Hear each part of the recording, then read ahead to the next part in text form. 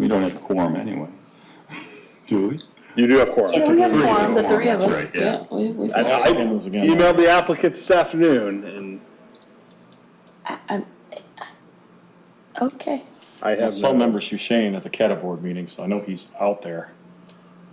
So I'm hoping he's on his way. We could probably give him another couple minutes. Huh. We're not ready yet, so. Speaking of devil. Uh-huh. Hello. It's like when I walked in, I wanted to say good morning.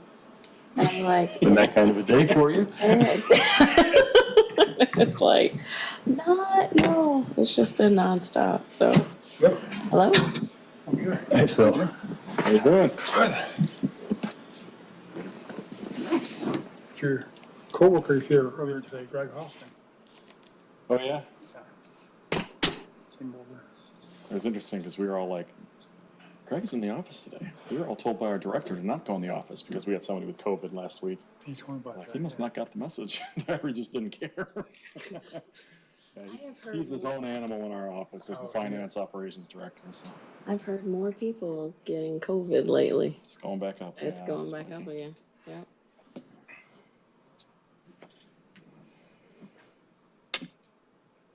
I got it for the first time in April. Yeah, I was just like, had to go all the way to Europe to get it, I guess. But I was just like, huh. So this is COVID. this is not fun. I got it from my wife. I basically had no symptoms, but I have long-term issues now. Do you really? Yeah, my breath strength hasn't come back at all. So running has been very fun. It's a stupid hobby anyway. As a former runner, I could agree. Rather ride my bike. Uh, Travel a lot more. You can. around. You see a lot more on a bike. you can. Riding at Hartwick Doesn't seem Park. as painful. No. Riding by Hartwick Park the other day, and there was a big old owl sitting on one of the fence posts, watching me ride by. Oh wow.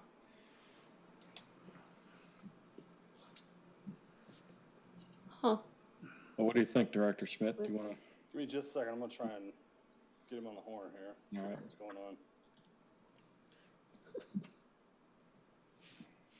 I mean, I don't mind having my evening back. Yeah. I'm just like, hey. Could have taken 3 days off.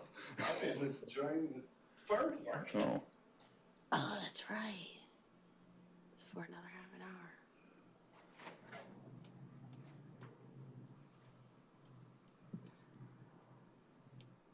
Hey, Greg, Tim Schmidt, Meridian Township. Just give me a call to find out what's going on. CBA is waiting. Thanks.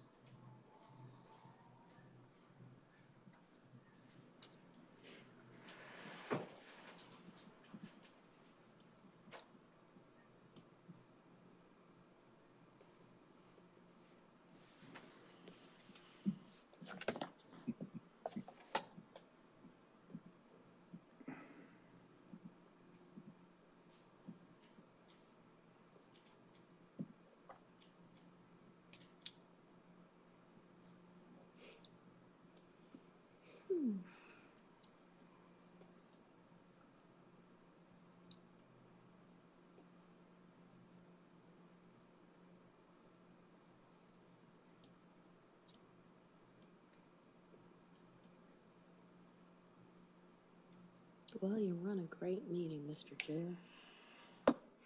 Thank you. I don't have to speak too much, don't I? It's all part of the plan.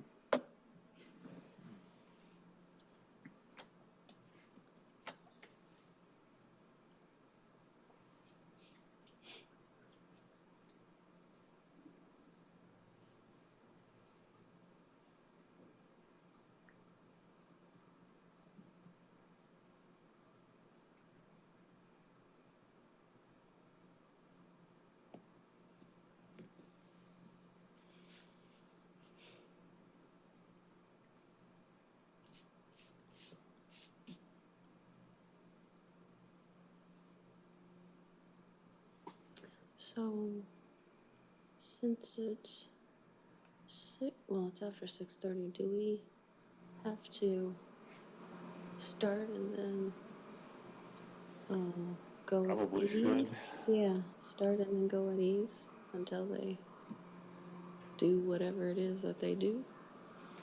I don't know if we're being recorded yet. 'Cause the That's what I was camera's gonna ask him. on. Yeah. We're technically live, so Oh, okay. don't talk too loudly in the mics. We can start whenever you like. I have no contact with the applicant at this point. All right, well, let's go ahead and get started, and we'll deal with that when we get to that point, so. Go ahead and call the Charter Township of Meridian Zoning Board of Appeals meeting for August 16, 2023 at 6:30 PM to order. It is 6:35 PM, just to make a note on the record. And I will go ahead and do a roll call vote real quick of the board members. Member Tresice? Here. Member DeShane? Here. Member Phil Foster? Here. And the Vice Chair Koenig is here. I know you guys all saw the email from Chair Mansour, who wasn't able to make it today, so I'm sure we could probably excuse her from that. Yes. Moving on, number 2, approval of the agenda. Are there any changes or comments about the agenda? So moved. Second. Moved and seconded. I forgot, do we do like an all those in favor say aye, or do you do a roll call for the agenda? Aye. You're fine. Voice vote. All those in favor? All those in favor say aye. Aye. Opposed the same? None? All right, approval, agenda is approved. Moving on, number 3, corrections, approval, and ratification of the July 19, 2023 minutes. You guys all get a chance to see the minutes. Do you have any questions, comments? If not, I'd like to take a motion. So moved. Second. Seconded. Moved and seconded again. All those in favor say aye. Aye. All those opposed? Motion carries. Moving on to communications. I didn't see any unless I didn't look very well at the packet. We did not have any, sir. Okay. And then moving on to unfinished business, which is ZBA case number 23-07, Nob Hill Apartments LLC, located at 2502 Lake Lansing Road, Suite C, Lansing, Michigan 48912. So Director Schmidt, since we're at this topic, the applicant is not here yet. What is the protocol that you'd like us to do? We really don't like acting without an applicant. But there is nothing, to my knowledge, that statutorily requires. If the ZBA would like to take action on it this evening, you're welcome to do so. Your first action will need to be to remove it from the table, to take action. But if you would prefer the applicant be here, you are under no obligation to remove it from the table, and we can simply move on. So you would not need another motion if we did not want to go on, because the applicant's here, we would not need another motion to table it, correct? Because it's already tabled? It is already tabled. Gotcha. Any comments about that? This is the second meeting we've discussed this. I think it's time to take it up and discuss it. We don't legally need them here. They did fill out the application, which we have in the packet. So I move that we remove this item from the table and act on it tonight. Motion, do you have a second? Second. Motion and a second to remove it from the table and to hear case number 2307 tonight. All those in favor, say aye. Aye. All right. So, Mr. Schmidt, I will hand it over to you since the applicant's not here and you guys, staff starts anyway, so go ahead. Absolutely. So the request in front of you this evening is to, functionally, it is a setback variance from the parking lot. So these buildings were built prior to, in 1970, different set of ordinance standards. This is actually, this predates our current zoning ordinance, actually, which was largely a couple of years later in 74. And so as a result of the tragic fire that occurred last December, DTN management has been working on potential reconstruction of the site.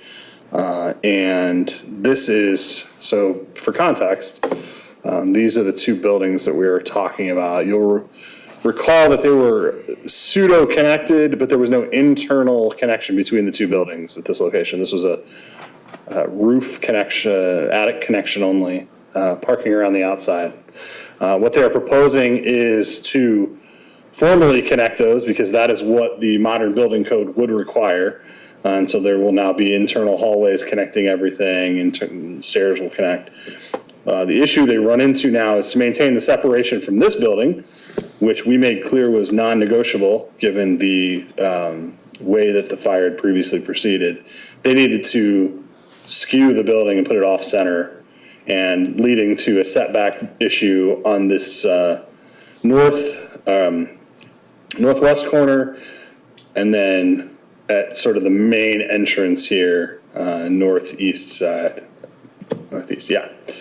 So in theory, they could have met this, but it then would have triggered them a setback variance on the other building. And they're really just trying to rebuild functionally what was there previously in the most compliant way possible. And so that's the request in front of you this evening is a setback variance, which is off of the 20-foot requirement off of a street, access road, driveway, or parking area. The closest they will get is 8 feet, which is a 12-foot variance request. Thank you, Director Schmidt. There's no public obviously here to speak about this, and the applicant's not here, so I guess we can go right into board time. Any board members have any questions or comments about it? About the petition? From a procedural standpoint, we normally have a listing of the specific variance requested. I don't see that in the packet in a resolution. So, apologies, it's on the memo on page 10. The variance they're requesting is from section 86-376-44I. Any single-family detached dwelling, two-family dwelling, or multiple-family structure containing 3 or more units shall not be located. That's interesting. Shall not be located closer than 20 feet to any street, access road, driveway, or parking area. But yes, my apologies. Okay, and then the last paragraph there talks about the 8-foot, Yes, correct. 12-foot variance, okay. 20-foot barrier seems to make sense for a street or an access road, but not so much to a parking lot. Is it a fire safety to have the parking lot within 8 feet of the building? Do we get cases where buildings catch fire because of a car? No, I'm not aware of a situation like that. I mean, to be perfectly frank, this is a standard that exists probably in most zoning ordinances, and it probably just goes back to the first time someone wrote a multifamily zoning ordinance in mid-Michigan that they thought there should be a setback from the parking area. It's a standard I have a hard time reconciling because it's just wasted space in my mind. More cosmetic than effective. It's more cosmetic than effective, yes. Thank you. Member Field-Felster, anything? Nope. No? I don't have any real comments or questions myself. I've had the chance to kind of look over this and had kind of the same questions in this. Actually, well, now that I think about it, I did have one question that I remember from the last meeting we had. I didn't answer because I asked because the applicant wasn't here. But Director, do you know if there's any other buildings that are within the 20-foot limit on this property? So would this be the only building within the 20-foot setback on the entire property? That's an excellent question. Give me just a second. I believe that, I thought there was, one of the other buildings was rotated as well.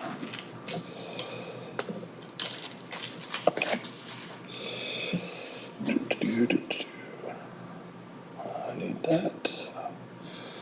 So the buildings, yeah, this one is. I thought so. So these buildings, this one is certainly within 20 feet. This one is within 20 feet. But it's really only at the edges is what they're playing at. I mean, this one obviously is within 20 feet. So but this was the existing building. So there's a couple of spots where like the corners start to tick in. Obviously, once you get up into Club Meridian, this one's really close. So it's one of those that, part of the place complies and part of it doesn't. Gotcha. Okay. Thanks. Any other questions or comments? If not, I guess we can go into the criteria review of the criteria. So review criteria number 1 says unique circumstances exist that are particular or peculiar to the land or structure that are not applicable to other land or structures in the same zoning district, and these unique circumstances are not self-created. I know that the chair likes to cover most of those herself when she does this, but being that she's not here, I want to give you guys the opportunity to see if you guys agree with each of these review criteria, or if you have any questions or comments about it. Member Fieldfalls? I do think that there are unique circumstances in this regard. I mean, at the end of the day, there was a fire. They're trying to put the building back to the best that they can within the confines of the ordinances that are out there. It seems as if, based on what our requirements are regarding that third building, that they've got to tilt it. And in order to tilt it, then you actually are going to need a variance to do that. And, moving it somewhere else, I believe as Director Schmidt just indicated, they need a variance for, something else. So I don't know that there's really, this isn't something that they created. And so I agree that the unique circumstances are present in this situation. I agree. I agree as well. Yeah, I would agree that we could probably meet review criteria number 1. And this is our applicant, actually, if you'd, Welcome. Welcome.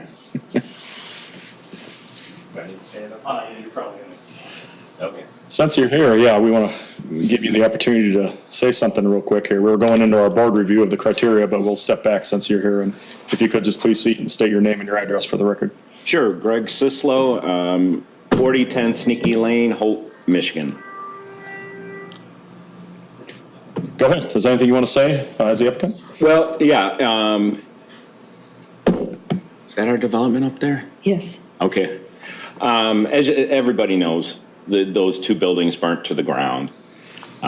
We've got to replace them, and we've got to replace them with code.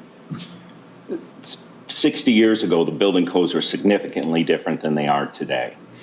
So the building has to be bigger in order to accommodate all the, fair housing requirements, doorways, hallways, kitchens, bathrooms, etc. So what we had originally 60 years ago was a much smaller unit.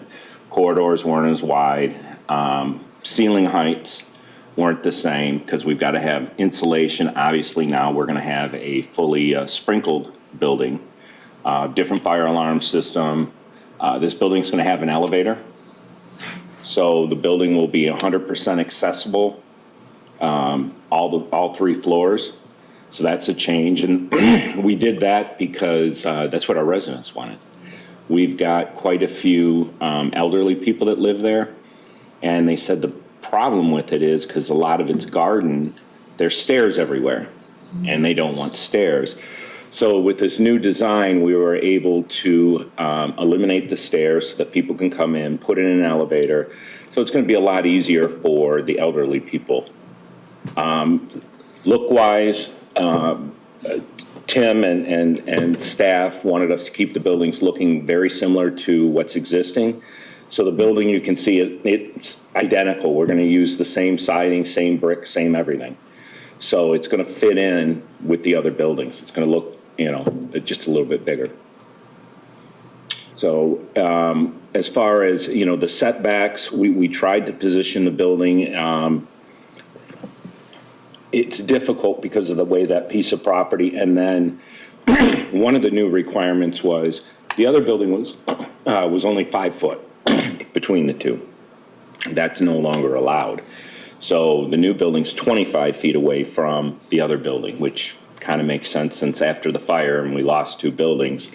So by having that space, but by doing that, we had to turn the building a little bit, which pushed it closer to the parking lot. So that's why we're calling for this variance. Thank you. Any board members have any questions for the applicant? Member Josias? Yes, sir. Is it going to have the same number of units as? 2 more. 2 more, okay. Yes, sir. It looks like many of these buildings, if they had to be replaced, would have variances requested. So, I think. That's the difference in How 50 long has years. Meridian Township been around? 1800 some odd years. Oh, okay, so they had zoning back then? No, I was just wondering if, because the zoning has changed so much from the 1960s. I don't remember when it became a charter township and developed its own zoning code, but it's changed a bit since you built these buildings. Yeah, they started building it. I pulled out the old drawings. They're kind of cool because they're all handwritten because they were done in the 60s. So nowadays everything's done on a computer, but you can see this was actually drawn. So it's just kind of neat. I like that stuff. I'm a building guy. But yeah, so the new building's going to be, it'll be safer building, a lot more energy efficient. So really a better building for the residents. Member DeShane, any question? I have the same question, number of units in the old building versus the new building. How many square feet in the two, how many square feet before, how many square feet now? I don't know. Okay. Wasn't prepared for that question. The building's about 10,000 square feet larger, Okay. roughly. And again, most of it is because of the additional space we need for the corridors and all the entries and everything else. Okay. Yeah. Member Fitzpatrick? And with the addition of the 2 units, you'll have enough parking for everyone? Yes. Yes, we're good with parking. The other thing we're going to be doing too, which is kind of interesting, we're going to be adding EV chargers. The property doesn't have any EV chargers on it, so the owners directed me to plan for 40. Well, Wow. if the world's going that way, we're going to put 10 out there originally, but we're going to put all the infrastructure, conduits, get everything ready. And if we have more people using them, we'll drop more in. And eventually, we're going to have 260 of them. But we're starting with 40. But at least now this property will have EV chargers. That's cool. So, Yeah, I have a feeling that building is going to have one heck of a wait list once it's built, and everyone's going to want to get in the new building. And all the people that, it was Yeah. full, and everybody that left, they all want to come back. It's a very nice property. It's not expensive, and it gets people into the Okemos School District. We keep it up. It doesn't look like the thing is 60 years old. But that's just the DTN thing. They just put new siding on it, new roofs, new windows, new doors. I got to put new fire hydrants out there for Giannis. So, the old ones aren't the quick connects. So when we had the fire, not everybody, when some of the other fire departments came, they all had to dig out adapters to put on there. So it took time versus just click, you're done. So we're going to replace all those fire hydrants too when we're doing this to the new style. so another question that's really not pertinent for this petition, but the people that lived in that previous building, when this new building is built, do they essentially get the first dibs, lack of a better term, to move into that building? Absolutely. Gotcha, perfect, okay. Yes, we have actually moved a lot of the people around to some of our other projects. We own a lot around there, so we tried to accommodate everybody. And we put most of the people in our projects, not everybody. We just didn't have enough for them. But yes, they all want to come back and, we'll be happy. And obviously the other leases they have, we'll just break them and transfer them over. Gotcha. Any other questions or comments for the applicant? This fly is like attacking me. I was wondering, I was like, It over to me. I know, he keeps going like this, and I'm like, keep the fly. I must smell good or taste good or something. Yeah, I'm already using this thing. All right, well, great. Well, thank you. Thank you. We did already have some internal questions that they got before you were here, but thank you for coming because you just answered most of those questions. We have moved on to board time reviewing the actual 5 criteria that have to be satisfied in order for the variance to be approved. We did go through number 1. That talks about unique circumstances that exist on the property. We did all agree that the board can meet that criteria. So moving on, we're moving on to number 2, get you caught up to speed where we're at. So number 2 says strict interpretation and enforcement of the literal terms and provisions of this chapter would result in practical difficulties that would prevent the owner from using the property for a permitted purpose. So any board member have any questions or comments about that or feel that we meet that? I believe we meet it. We do meet it. There would be variances even if you built it the old way. So I think this is a multifamily or multi-unit development that's been there for a lot of years. In order to continue the capacity it had, I think this is, we couldn't do that without some variances, whether it's this particular one or others. I think it's just, it would be required in order to allow building. I would agree. So I believe the board can meet that criteria, number 2. Number 3, granting the variance is the minimum action necessary which would carry out the spirit of the zoning ordinance, secure public safety, and provide substantial justice. Any questions, thoughts, comments on that? I believe we meet that one as well. Matter of fact, the new design takes in the public safety that was negated in the old design, which caused 2 buildings to go down. So I definitely think we meet this condition. Yeah, and secure public safety is probably a big underlying statement within that criteria as a reason why you're moving that away from the further building, because you don't want to go through this again, protect that health and safety and welfare of those current tenants in that other building, so that makes sense. So I believe we can meet criteria number 3. Number 4 is granting the variance will not adversely affect adjacent land or the essential character in the vicinity of the property. My only comment to that is that when I first reviewed this, I saw that this was kind of an internal setback issue. Internal variance. It's not a variance that is going to negatively affect a different property line. So when I saw that, I immediately said, number 4, I believe we could probably meet right away just because of the nature of the beast with where this variance is. So any other questions or comments on number 4? I concur. Agree. So I believe the board can meet that one. And then last but not least, granting the variance will be generally consistent with the public interest and the purposes and intent of this chapter. That again is an easy one. I believe so.